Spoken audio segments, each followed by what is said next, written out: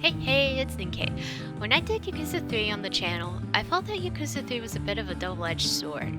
The good parts of it were involving Kiryu and taking care of the children, and he was being friendly with the Yakuza allies in Okinawa. But a lot of the fights felt forced and hard to do, and it made it hard to enjoy the story with so much of the combat being pretty bad. The side stories were not as funny as how I remembered 0 through 2 being, so it felt a little bit forced being to record. With all of that, I felt like I needed my own space to be able to try Yakuza 4 without feeling the pressures of recording. And here are some impressions I got from the game while playing it. I decided I wanted to do a video of it because Yakuza 4 is amazing. The game gives us 4 characters to play. The theme is definitely 4 lifestyles interconnected to one. You get to start as someone completely different than Kiryu, which brings a fresh new vibe to the game, since usually a lot of the times you just put Kiryu in a situation that he isn't responsible for, but has to become responsible for. Each guy you play as has a slightly different combat style, so it actually makes it interesting. You have Akiyama, who is an ex-banker, and his ability is to focus on kicking, and he does some crazy moves with his legs. It felt weird to play as him. You have Taiga, who is an ex-Yakuza because he has been a hitman and been in prison for 25 years for doing what he did, and then he plays like a heavy hitter who is a little slow, but his potential energy turning into a large amount of kinetic energy unleashes a lot of damage. You have Tanemura, who is a police officer that is on the sort of lowest pole of the totem in that state, but he plays, and when you play as him in combat, he does a defensive style kind of thing. And then you have Kiryu, who is our Dragon Dojima main guy. His combat is a bit smoother. The main map you play on is in Kamurocho, which gives you a sense of familiarity, but then you have some new levels added to Kamurocho. You can play underground as well as on the rooftops. You get to explore different parts, and it makes it feel more alive considering that Japan is so big. You could go underground, above ground, and actually some of the other cities can be like that too. You do go underground in some cities. You do go on the rooftops. I feel that the story does well with twists of betrayal. As I was playing further and further into the story, I got more information. I understood it still keeps a little bit of a shroud of mystery because I'm not sure if I could fully trust Akiyama's story that he was just a banker and then was homeless and then finally just became a rich man who decided to become a loan shark through charitable means. Well, sort of charitable means. You do have to repay him back, but he's not like always after you. So I was unsure of the mastermind because essentially there was a betrayal with some of the guys. It was supposed to be a war between 2 clans, and then it's a war between the police and the clans, and it's now society being controlled by the police and the clans, and it just kept getting better and better with the twists. There are definitely a couple of funny moments with each character for their circle of friends, mainly in Akiyama. It is very funny. There's some points, I do like the points where they do beat up each other. The first meeting being Taiga and Kiryu on the beach. It gives you like an insight. I played Yakuza 7 first before this, so it gave me an insight to how Taiga really was, how he's really that strong. He went against Kiryu as his first opponent. Kiryu of all people. I don't think you killed all of the HP on Kiryu. You might have, but it's Kiryu doesn't go down lying on the flat on the ground. They keep fighting after that, so they're like neck and neck and strong, and it's like how strong you truly are. Then you have at some point Tanemura, police officer and Akiyama teaming up, and it seemed unlikely, but they work hand in hand as citizens because they don't have exact ties to the Yakuza world. You know that.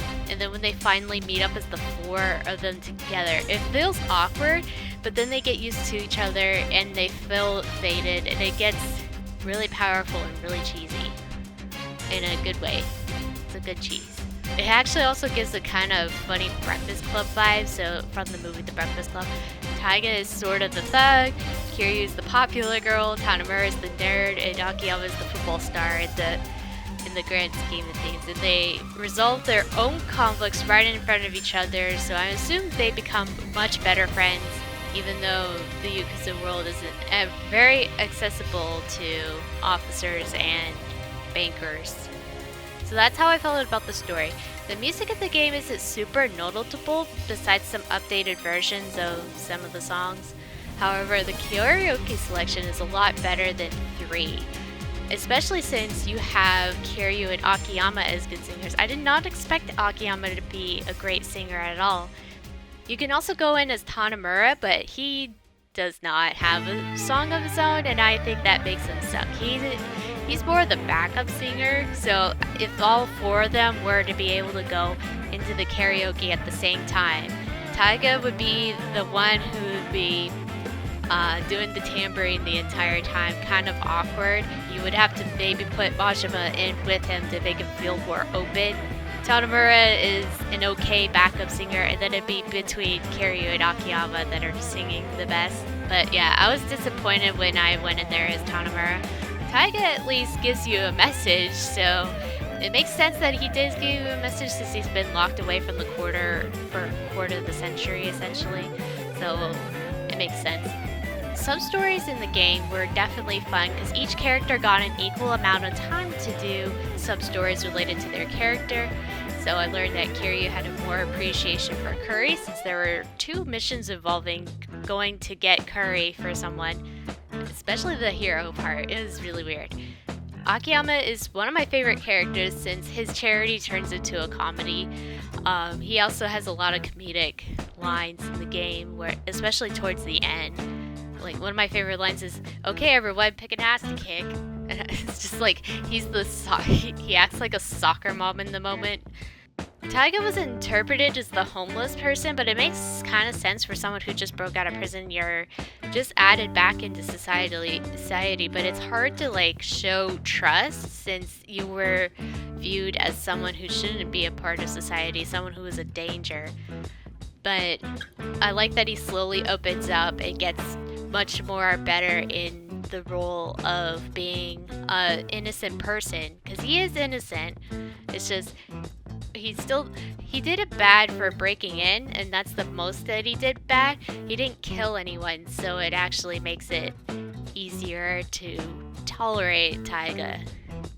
Tanamura can do a lot as an officer when you do the sub-stories, because not only can you walk around and talk to people and do sub-stories, but you also have a crime system where you could listen to the radio and then go to the scene of the crime and stop the robber or whatever it is. And you get paid for every scenario you stop, so it feels like you are encouraged to go after all of the bad guys to get paid. If the police did that in real life, though, that would be a bit of trouble, because then you'll get a lot of people who are probably actually innocent being stopped, and then you're forced to pay the officer for them stopping the crime that they saw you commit or something, or think they saw you commit. It's it would be a lot of paperwork that would have to be in place. It seems super funny though. The revelations you can have are as Tanamura, Taiga, and Akiyama. They all have different ways of doing it, and I find Taiga's way really comedic since no one uses curry as often, but I do like that that if you fail, it's a bear and a fish. The humor fits well with what the character is and was supposed to be, so it made the game great in that way. The newest minigame in that game that you get to experience that I noticed was that you could go into the bathhouse, and then after you take a bath, you could play the table tennis game. It's not too bad, but the controls could be a little better because somehow I keep ending up hitting the ball too hard and making it go out of bounds, so the other person almost automatically wins every time I play it. With all that being said, I did have fun at Yakuza 4. The story was a decent plot, and you can have a good variety of character arcs going on to keep interest. The side stories were not too bad and fit the characters the best way they could. The map is a little more detailed than the previous games, so it felt like you could explore a new side of Kamurocho without it being super unfamiliar. It leaves more room for potentially it to come. In terms of where this game stacks out of the games I played 0, 1, 2, 3, now 4, and 7. So I would place 0, 4, and 7 on the top 3 games out of the game series. 1 is in 4th place, and 2 and 3 go in their respective 4th and 6th place, 5th and 6th place. Thank you guys for watching. I hope you guys enjoyed this kind of review style. I definitely want to play 7 for the channel. I'm not sure if I want to play 5 and 6 on the channel. If I don't do 5 and 6 on the channel through a let's play, I might try it in this style again. It depends how I really feel, depending on the research and how much I could do everything. We'll see you guys in another game.